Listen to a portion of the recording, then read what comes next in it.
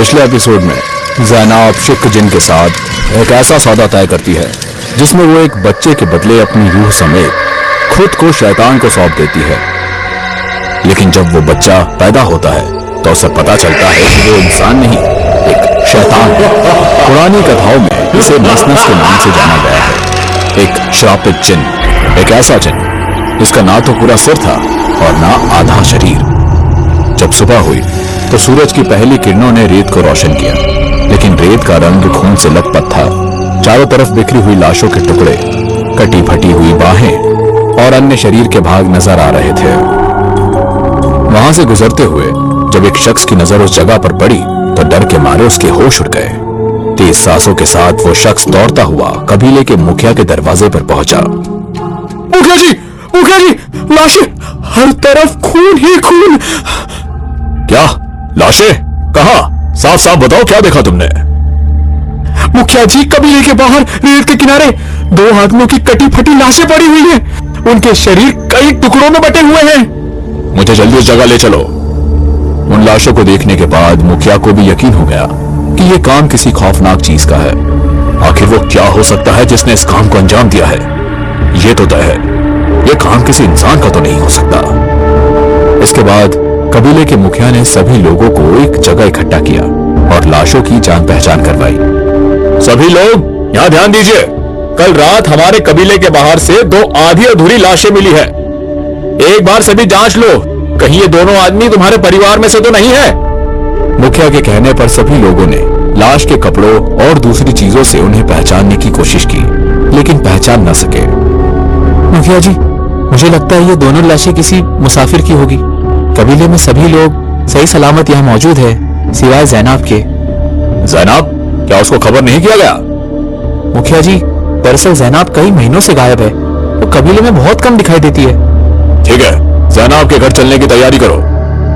कबीले के मुखिया ने सभी को हिदायत दी कि दिन ढलने के बाद कोई भी शख्स घर से बाहर न निकले। इसके बाद वो लोग ज़ैनाब के घर की तरफ निकल पड़े। जब मुखिया और उसके साथी ज़ैनाब के घर पहुंचे तो हर कोने में एक सन्नाटा गूंज रहा था। दरवाजा दीमकों ने खाया हुआ था और हवा में अजीब सी बदबू महक रही थी। बदबू इतनी तेज थी कि उनमें से कुछ आदमी बाहर ही रुक गए। मुखिया ने अपने मुंह पर गमछा लपेटा और आगे कदम बढ़ाए। तभी उनकी नजर कमरे के कोने पर पड़ी, जहां उन्हें 2 लाशें मिली, एक ज़ैनाब की और दूसरी उस बूढ़ी औरत की। लाशें देखकर मुखिया की रूह कांप उठती है, लेकिन उसे सबसे ज्यादा डर उस वक्त लगा जब उसकी नजर ज़ैनाब के फटे हुए पेट पर पड़ती है। यह तो किसी शैतानी कुव्वत का काम लगता है।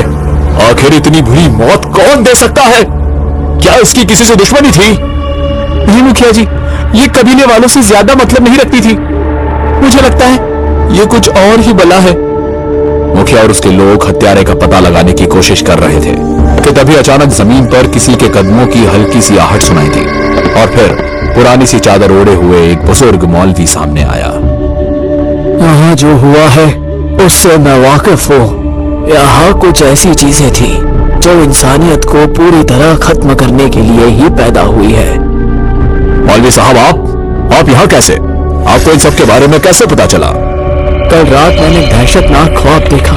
एक ऐसा मखलूक जिसका आधा जिस्म आधा चेहरा था, जिसके मुंह से खून की बूंदें टपक रही थी। फिर मैंने ख्वाब में एक औरत की चीख सुनी। वो चीख ज़ैनाब की थी। उसी वक्त मुझे समझ आ गया ज़ैनाब किसी और चीज के कब्जे में है। वो मखलूक आ गया है जिसका जिक्र पुराने किताबों में किया गया था। उसी ने इन दोनों को मारा है। लेकिन मौलवी साहब, ये मखलूक है कौन और उसे रोका कैसे जाए? ज़ैनाब ने अपनी औलाद की तमन्ना पूरी करने के लिए एक जिन्न के साथ रिश्ता बनाया था और उस नाजायज बंधन से जो मखलूक पैदा हुआ उसे नस-नस कहा जाता है। यह एक ऐसा खौफनाक जिन्न है जिसका सिर्फ आधा शरीर है। ये ना तो पूरा इंसान है और ना ही पूरा जिन्न। ये एक बदसूरत जिन्न है जिसका वजूद खुद फितरत के खिलाफ है। कबीले के सभी लोगों को इत्तला कर दो कि रात के समय कोई घर से बाहर ना निकले। नस-नस के वजूद की खबर जंगल की आग की तरह पूरे कबीले में फैल गई। कबीले के सभी लोगों को नस-नस के बारे में इत्तला कर दिया गया। सभी लोग मौलवी का कहना मानकर अपने अपने घरों में रहते हैं, लेकिन उसी उसी कबीले में रहने वाली दो बहनें इस बात को सिर्फ अफवाह समझती है। मुझे लगता है ये मुखिया लोगों को डराकर सिर्फ अपनी ताकत बना रहा है और लोग अंधों की तरह उसकी बात में आ जाते हैं। हाँ बहन, हर बार कोई नई कहानी गढ़ती जाती है, कभी भूत की तो कभी प्रेत और अब नस-नस, और हर बार सबको कह दिया जाता है घर में कैद रहो। लेकिन मुखिया और उसके लोग, वो तो बेफिक्र बाहर निकल जाते हैं जैसे इनके लिए अलग कानून हो। मैं तो कहती हूँ असली राज इन्हीं लोगों के पास छुपा है। जरूर ये लोग कबीले वालों से कुछ छुपाने की कोशिश कर रहे हैं। तुम ठीक कहती हो बहन, अगर असली खतरा नस-नस होता तो सबसे पहले मुखिया और उसके लोगों को मार देता। हाँ सही कहा। क्या वो कोई जादुई तावीज लेके घूमती है जिससे बदरूह इन तक नहीं पहुंच पाती? मैं तो कहती हूँ रक्षा, हमें खुद जाके देखना चाहिए। इसके बाद तकरीबन रात के 11:30 बजे, जब पूरा कबीला अंधेरे के डर से अपने अपने घरों में सोया हुआ था, उसी वक्त दोनों बहनें चुपके से घर से बाहर निकल पड़ती है। कुछ दूर चलने के बाद वो दोनों सीधा उसी जगह पहुंच गई जहां कभी ज़ैनाब गई थी। जैसे ही साहिबा और राक्षा ने रेत के वीराने में कुछ कदम और बढ़ाए, उनके आसपास का माहौल बदलने लगा।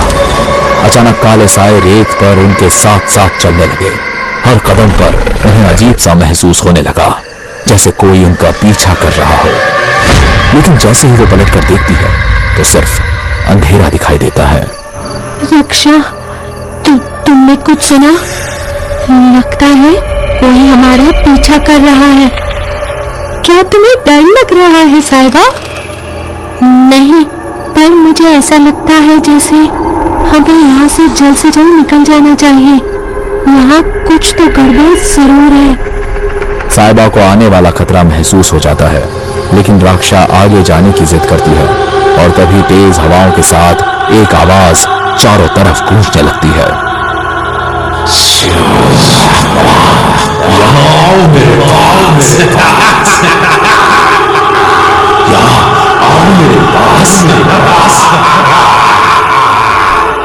ये डरावना मंजर देखकर साहिबा और राक्षा बुरी तरह डर जाते हैं। दोनों ने हिम्मत करके वहां से भागने की कोशिश की, लेकिन जैसे ही उन्होंने एक और कदम आगे बढ़ाया, एक लाल चमकती हुई आंखों वाला कोई शख्स सामने से गुजरता है। कौन है वहाँ? कौन है वहाँ?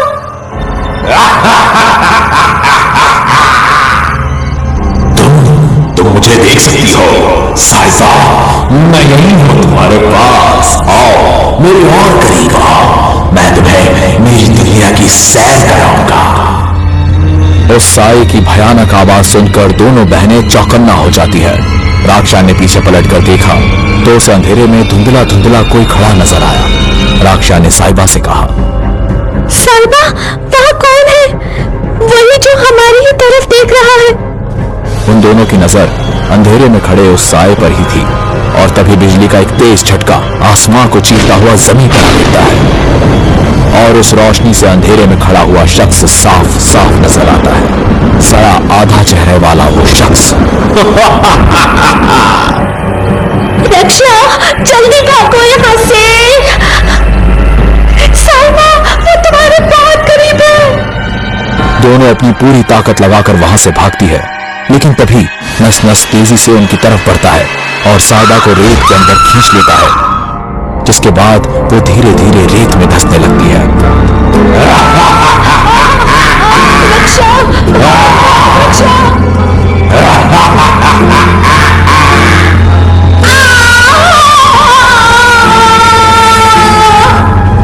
राक्षा अपनी जान बचाकर वहां से भाग निकलती है और भागते भागते काफी दूर निकल जाती है, लेकिन साहिबा की चीखें उसे अब भी साफ साफ सुनाई दे रही थी। मुझे माफ कर देना बहन, मैं तुम्हें नहीं बचा पाई। साहिबा की मौत के बाद राक्षा खौफजदा होकर डर के मारे अंधाधुंध बस्ती की तरफ भागती है, लेकिन तभी वो रास्ता भटक जाती है और वहीं उसे मुखिया और मौलवी साहब कुछ लोगों के साथ नजर आते हैं। उन्हें देखकर राक्षा की जान में जान आती है। राक्षा, तुम इस वक्त यहाँ क्या कर रही हो? मुखिया जी, साहिबा को। क्या हुआ साहिबा को? साहिबा को एक शैतान ने रेत के अंदर खींच लिया। उसने साहिबा को मार डाला। उससे मार डाला। मैंने साफ कहा था कोई भी शख्स रात को अपने घर से ना बाहर निकले, फिर भी तुम लोगों ने मेरी बात नहीं मानी। बाबा, हमसे बहुत बड़ी गलती हो गई, हमें माफ कर दीजिए। अब पछताने से क्या फायदा? जो होना था वो हो गया है। शांत हो जाओ मुखिया। राक्षा, क्या तुम हमें उस जगह पर ले जा सकती हो जहां तुम पर हमला हुआ था? जी। राक्षा मौलवी साहब और मुखिया को उस जगह ले जाती है जहां कुछ देर पहले मौत ने दस्तक दी थी। वहां पहुंचकर वे देखते हैं रेत में दबी हुई हड्डियां और खून से लथपथ मांस के टुकड़े नजर आते हैं। बाबा, ये साहिबा ही है, ये बूटी मैंने इनसे दी थी। साहिबा। या अल्लाह, हमारी मदद कर, हमें इस बला से निजात दे। नसनस कबीले के एक और इंसान को अपना शिकार बना चुका था। अब सवाल यह है, क्या मुखिया अपने लोगों को इस डरावनी शक्ति से बचा पाएगा? क्या मौलवी साहब कोई ऐसा तोड़ बताएंगे जिससे नस-नस जिन्न को हमेशा के लिए रोका जा सके? जानने के लिए देखिए नस-नस की कहानी का अगला रोमांचक एपिसोड।